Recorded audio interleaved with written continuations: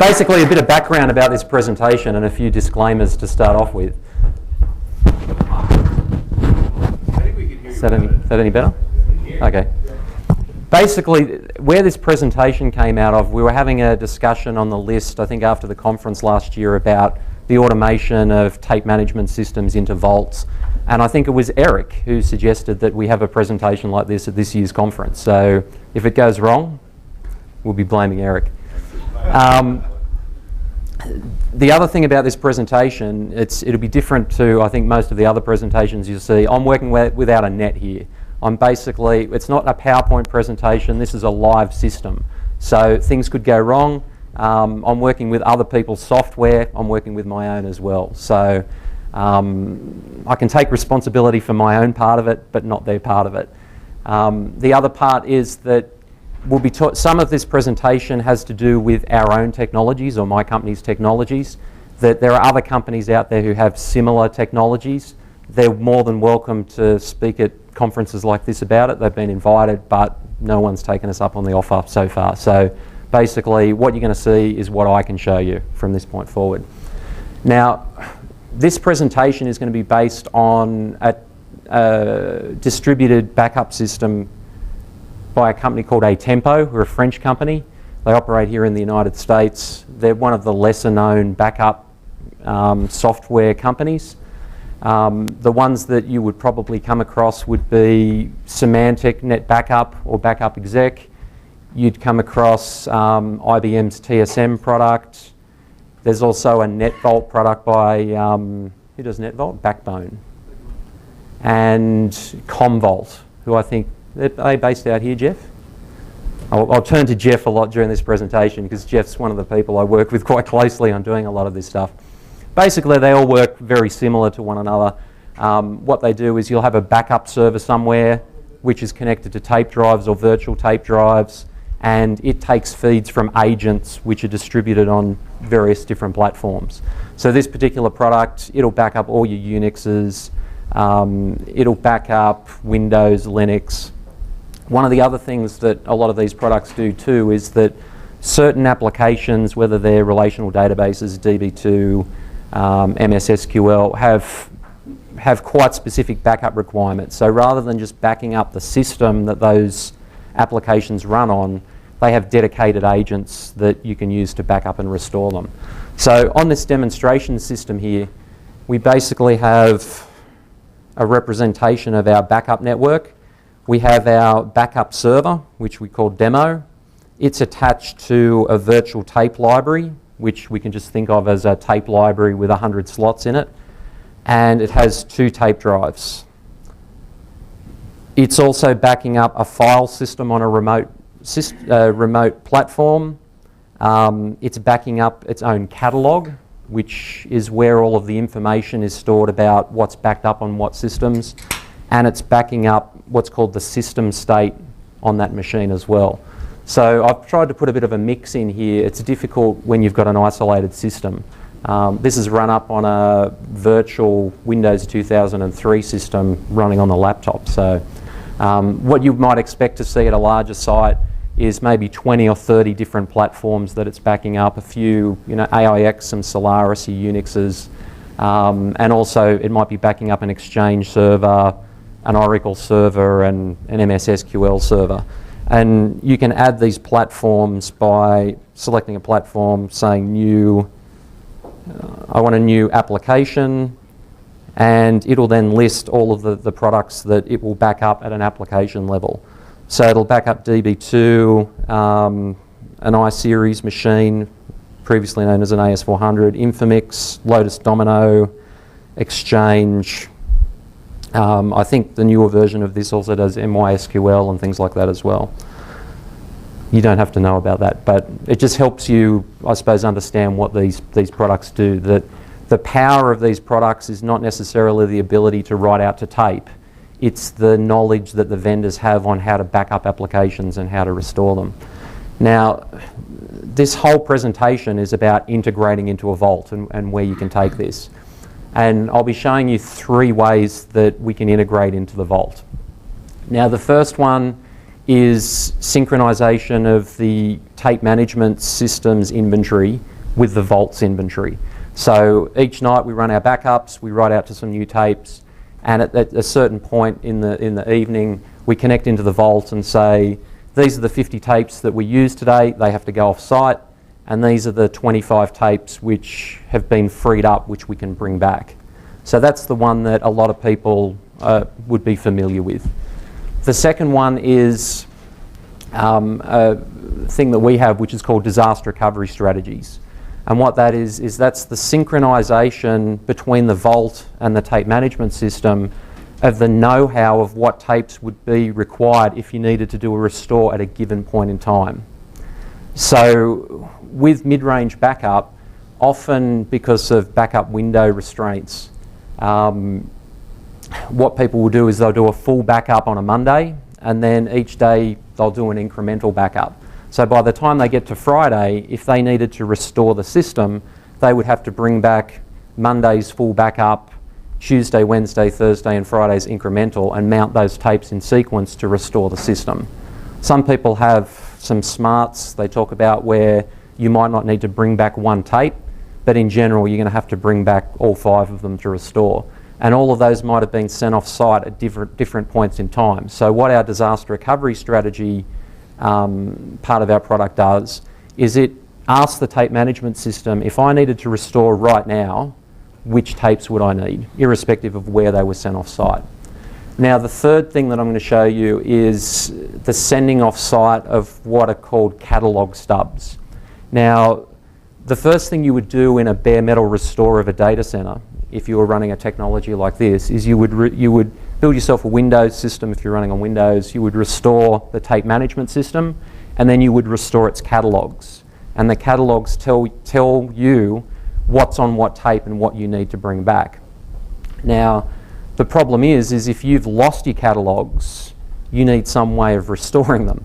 And often they're sent off site on tapes themselves. So if you've got 10,000 tapes off site, you might have 3 of them that you need to bring back, but if you don't know what 3 of them are because you've lost everything, you're in a whole lot of trouble. You could potentially have to read through 10,000 tapes till you found the ones that had the 3 catalogues you needed on them. So this product and TSM and a lot of other products have the ability at the end of your backup stream to create a really small file which you can use as a stub to tell you which tapes you need to bring back to restore your catalogue. So what we do is at the end of that process, we ship those stubs off to the offsite vault, and in the event of a restore, we can then ship the stubs back to the customer. They can then restore them, and it will tell them which of the 3 tapes they need to mount in what order to bring the system back up. So as far as a demonstration goes, I'll just fire up our product.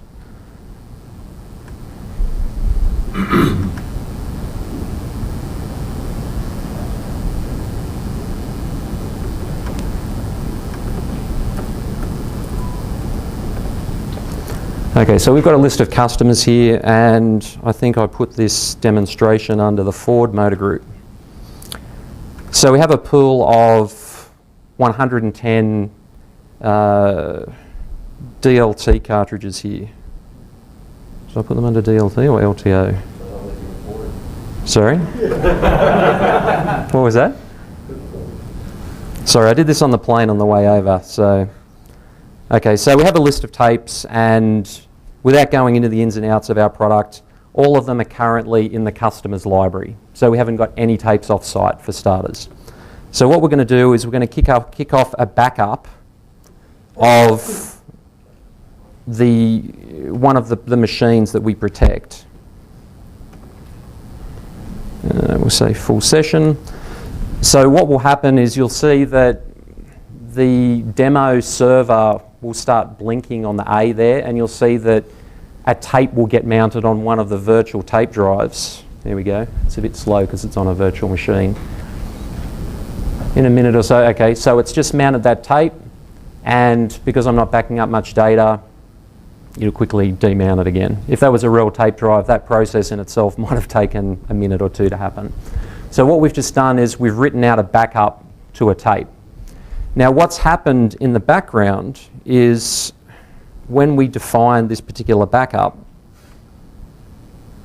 we told it at the end to run a particular script. So post-processing, run this script.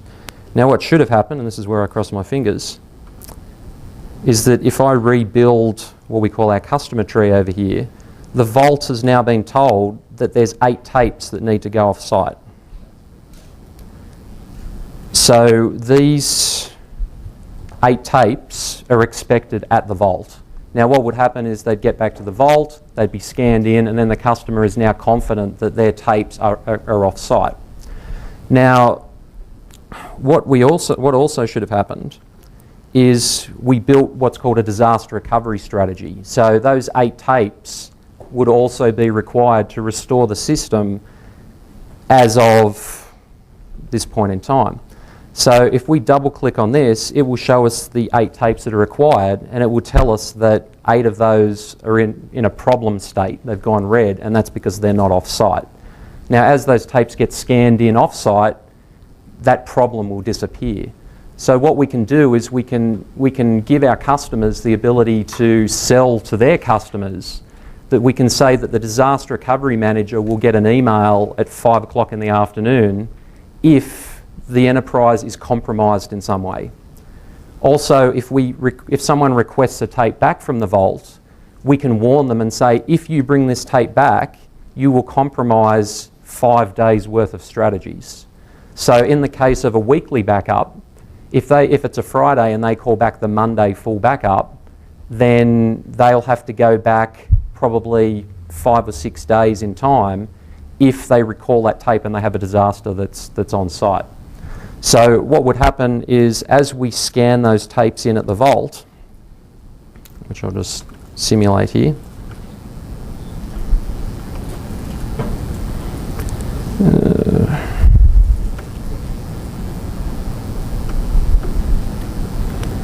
if we go to our disaster recovery strategies, you'll see that over here we have 8 items in each disaster recovery strategy and 8 errors. If we refresh, we now have no errors. So basically what's happened is the vault has scanned those tapes in, you don't have a problem anymore. If someone requested one of the tapes back, someone will get a warning that we've got a problem, get it restored and get it back off site as quickly as possible. Now, if we now kick off a backup of our catalogue,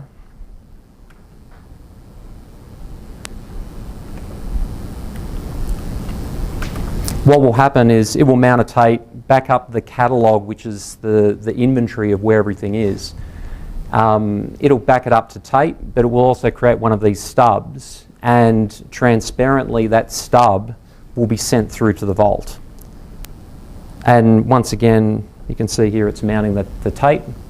We always recommend that people put their catalogues on a separate pool of tapes, just so that they're easier to manage, and they know to give priority to those, because without your catalogues you're not restoring anything else in a hurry. So you can see there's a bit more data in the catalogue, so it's taking a while longer to back up.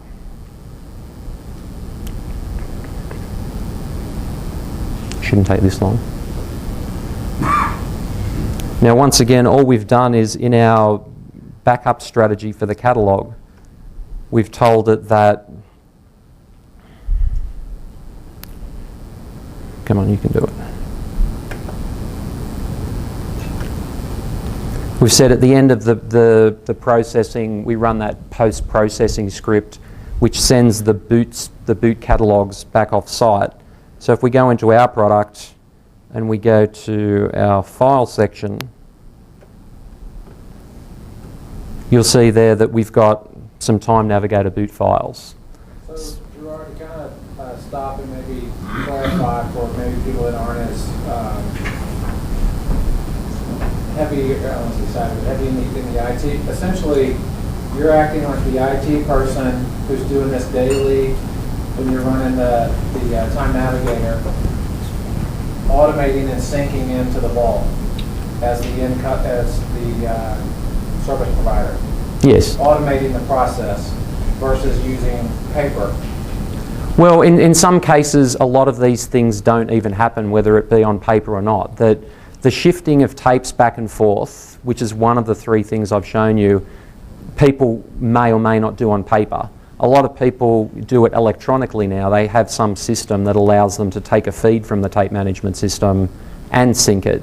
But the other two are value adds that really not many people are offering, if anyone at all. I guess what I'm getting at for maybe is for you to kind of clarify who is who in a more simplistic sense so that they kind of understand what's going on. Okay. Because this is overall extremely powerful, depending on it, I mean, whether you use TapeTrack or something else.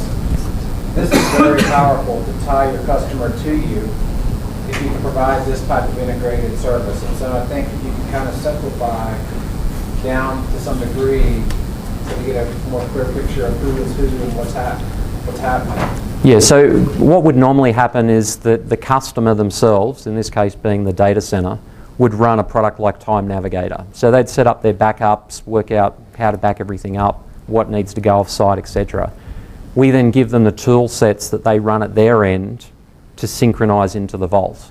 So from the Vault's perspective, they're just running an online service, which is one of those three parts of the service have to do with the operation of the Vault.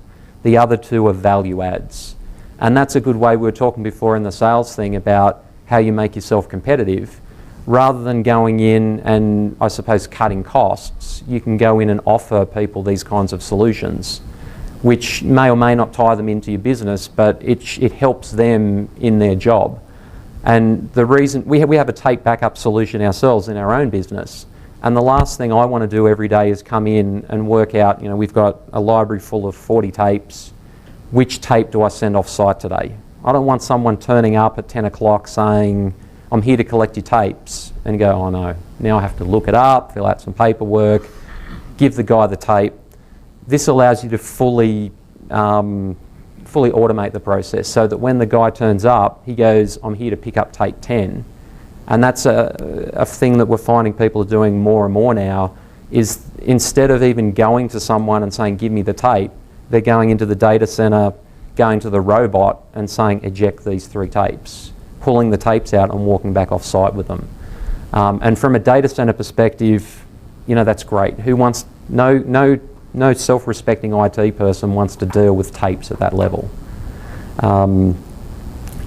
It helps them, I suppose. It fills a lot of gaps in what they don't do today. So you go to any data center and you say currently you might have, whether it be 500 tapes or 1,000 or 10,000 tapes off site. If you had a disaster right now, how far back in time would you have to go to restore your system? They couldn't tell you, because someone could have recalled some tapes 3 hours ago, which could have had an impact that could have taken them back a month. With our disaster recovery strategies thing, they're able to go straight away to the disaster recovery strategies, list them, and say, well, currently we've got 2 points in time we can restore from, and both of them are clean. So it would just be a matter of them, once again, right-hand clicking on here and saying execute strategy, and it will then request those 8 tapes be returned back.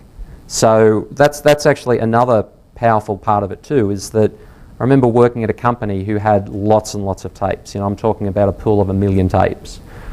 And when they didn't have a disaster, but their strategy was that they would go to their vendor, the vendor would get, a semi-trailer loaded up with tapes and drive it down to another state where they'd restore on another system, which was fine, apart from the fact that there's physical limitations of throughput of how many tapes you can pick in an hour, so that if you're shifting down 100,000 tapes, no vault is going to have people that can pick those tapes in anything less than 24 hours.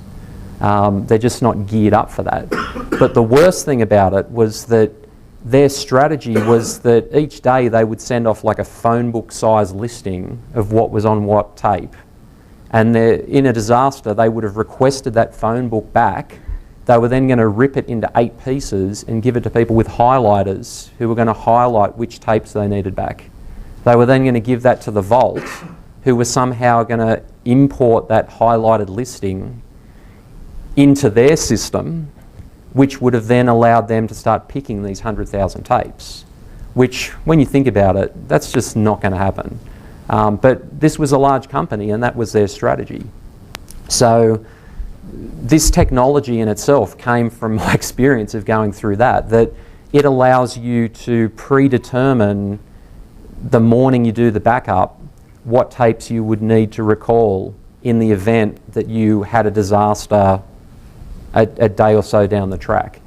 And that in itself is a great exercise for customers to go through, to say to them, especially in the mainframe world where you're talking about individual files on a tape, you say to them, what files do you need to restore? You go out into the applications group who are responsible for each applications, and rather than giving them highlighters on the day, you say, what are the 10,000 files you need?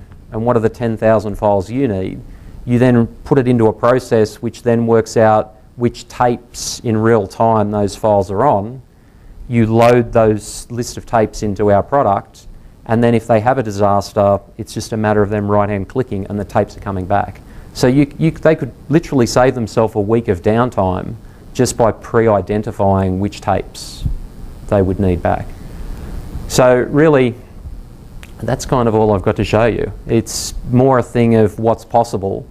Fred mentioned earlier that the future is for people to is to automate a lot of these manual tape processes. This, of course, doesn't do the physical work of moving the tapes off-site, but it does the work of identifying what goes off-site. It does the work of making sure the tapes are off-site. It does the work of working out what you would need back in a restore situation, and it also has the value add there of saying to the customers that you might not have thought of this. This company, Atempo, in my own country in Australia, they've got a few customers, and I asked them, what are people doing with their boot files? And they're going, oh, some of them are sending them to their Gmail accounts or things like that. A lot of people are doing nothing with them. So the last thing you want is the guy that configures it, setting it up to his Gmail account. He then moves on. 3 years down the track, they need to do a BareMetal restore. They've got 10,000 tapes and they have no clue which 3 to bring back to restore their catalogue to bring everything back. So tying it into the vault means that you've got a central repository there, it's documented, and you can send it off to Gmail again if you want, but as a second step you send it off to the vault as well. Have I confused people? Does anyone have any questions? No, I think going back, kind of going back and simplifying, what you're seeing here is obviously a little bit more complex, but day to day, if a customer can use Net Backup or Tivoli or just to move tapes, this is what I need back day to day, or this is what I'm sending to you day to day, selfishly, from an operations standpoint as a vault owner, I'm interested in cutting out as much, people and labor possible, making it faster and easier, and also putting the quality piece to it, reducing the amount of time the guys have to spend in the vault scanning tapes, or where when tapes come in, we can just slot it.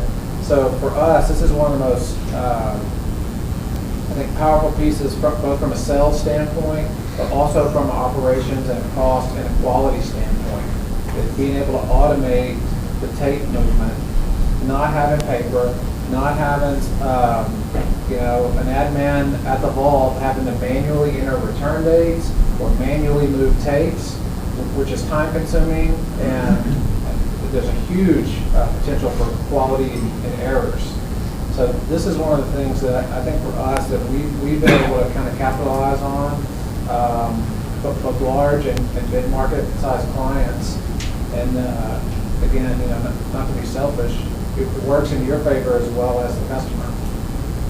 Yeah, there's numerous ways to look at it. It's one of those win-win things, but there's also some downsides of it as well, that you have to understand. If you look at it from the sales perspective, you've got a great tool that you can go out and sell to customers, but the salespeople need to be able to understand that technology to be able to sell it. So that's the downside of it. From an operational perspective, it's going to save you a whole lot of effort in the vault, but you're going to need someone in the vault who understands how that works as well. So it's a matter of, as your business grows, you reach a point where it's worth putting an IT person on if it can save you 2 or 3 librarians in the vault. But once again, they're decisions that you have to make. A lot of people, it scares the hell out of them talking about this kind of stuff. They just want to get a piece of paper from the customer, or ultimately, they want to turn up and get a box, take it and store it, and then when they get a request back, bring the box back. They don't want to know anything more than that.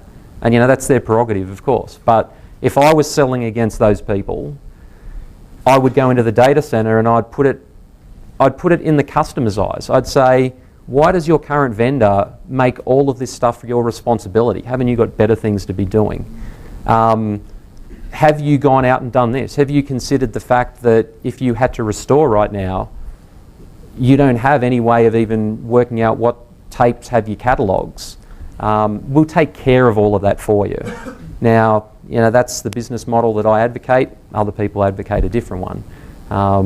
Unless people get up here in presentations like this and show you one way of doing it, I suppose people do it the way that they're shown by their peers. So really, that's what this presentation was about, showing something different. Because obviously, from the discussions we were having on the list, most people are unfamiliar with technologies like this. They're there, they're doable. If you want to speak to us, we'll help you. But there's other vendors out there who have comparable technologies, and talk to them as well. Speaking of which, I understand that you set this up to use a synchronized badge and to send those VR files off. Does this product have the capability of connecting to a framework server if you're already running TapeTrack? So if I have TapeTrack, TapeMaster, my customers have TapeTrack Lite, if they want to use Time Navigator, do I even have to use synchronization? Or could this actually connect to the framework server to update and take it? This comes down to another discussion we're having on the list as well, and that's that most of the vendors who write these products are unwilling to work with companies like us to do native integration. They'll do some integration with Iron Mountain because Iron Mountain have a big footprint. They won't speak to us at all. And that's an issue for me because if you buy Semantic Net Backup, you can fire it up and there'll be a checkbox there that says output in Iron Mountain format. It's not an industry standard. It doesn't go output in offsite storage industry format, because the industry itself hasn't got together and put together a standard to go to these vendors with. So it ends up being a vendor by vendor solution. And really, these people at the moment are making so much money and they've got such a development pipeline of features that talking to someone like us isn't on their radar at all. We went through the process with Semantic because we had a large customer in Australia who were our customer, and Semantic wanted to get in there, and the large customer told them they had to speak to us. We went through a process of months and months to get on their developer program. They wanted 10 grand to be on it. We got the customer to get them to waive that. When we finally got on the program, they gave us a logo. That was it. They wanted us to pay 10 grand to get a logo that we could put on our software. They had no development tools at all for us to do integration with. On the mainframe side, it's very, very different. All of the mainframe tape management systems have been architected in a way where you can plug into them quite easily. So we have solutions that allow you to natively integrate into products like RMM and CA1 and Control-T. But the problem is that most of the people in this room, with the exception of maybe Iron Mountain, don't service mainframe accounts. So, Iron Mountain haven't approached us about buying our products, so although we have those capabilities, really they go to waste because the customers that we are able to sell to don't service those Z-series accounts. And that was the point of my question. I will sell this to our customers, our mid-level customers that are looking for us to help them with their backup strategy, not just here's my tapes, dump them somewhere safe. I will sell this to them if it connects to the framework server and we don't have to write synchronization patches for it. Yes, well, we have canned ones that we can give them, but the problem is that these products change from year to year. So you have to have, I suppose, the skills, or they have to have the skills and the drive to implement this, that Well, yet you say to them, what version of net backup are you running? And they'll give you a version, and you'll give them the files that correspond to that. Then they'll do an upgrade, and they won't consider contacting you. We've got a customer right now who's in that boat that have gone with TSM to a system that's only supported 6 character volume serials to 8. Well, we catered for 6. They went to 8 without contacting us. It would have been a problem whether you had automation in place or not. It's just that vaults don't insert themselves into the change management process of data centers, and they probably should. They're not considered. And a lot of these places have very intricate change management change management strategies in place that if you want to put in a new version of TSM, you have to go to a change meeting, you have to get it approved, that they need to put a box on there that says, have you contacted your offsite provider? Even with the contract which I've just finished with the police in my own state, they went through exactly the same process. They went from CA1 to RMM. They were working with an offsite storage provider, and as soon as they changed, no one bothered to contact the offsite storage provider. For weeks and weeks, tapes weren't coming back, tapes weren't going offsite. It was a complete and utter mess. And that was because it's just not on people's radar to talk to vaults. Just from the vault perspective, if a IT manager was to go in and enact a DR strategy, what does the vault see? Does it kick off a consignment? Is there like the option for, I need this back on a 2-hour emergency? It's just next day delivery? Yeah. Vault side see. Currently, because we haven't got a lot of people, at this point, really only Jeff is running the whole DR strategy thing. It's not hooked into the consignment process. So they're just tapes and But as requests come through, and this is probably something we should have addressed at our user meeting, but yeah, as people use it, we'll develop more bells and whistles for it. The biggest challenge we've got is not the technology itself, it's the selling of the technology. You've got to have people who are capable to go in and sell this to customers, and that's by far our biggest challenge. You know, the first challenge is getting people to the point where they even think it's valuable enough to sell, and the second one is convincing them that you can't send someone in who only understands paper to sell this kind of solution. That's it? Okay, thank you.